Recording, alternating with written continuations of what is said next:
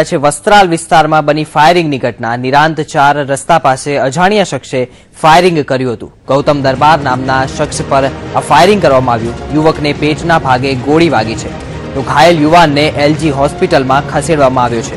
Firing કરી અજાણ્યા શખ્સો ફરાર થઈ ગયા હતા તો પોલીસે સમગ્ર ઘટનાની તપાસ શરૂ કરી છે। વિષય પર વાત કરવા સંવાદદાતા હિરેન રાજગુરુ જોડાયા છે। જી હિરેન, શું માહિતી છે આપની પાસે?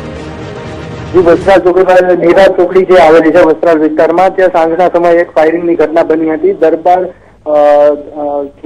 गौतम दरबार नामनो युवान हतो ते त्या चौकड़ी पर उभो हतो त्यारे अन्य एक अजाण्यो युवान आव्यो अने तेणे 3 राउंड फायरिंग कर्या हता। आ 3 राउंड पैकी एक गोળી तेना पेटना भागे वागी हती जेना कारणे इजाग्रस्त हालतमां तेने एलजी होस्पिटल खसेडवामां આવ્યો હતો।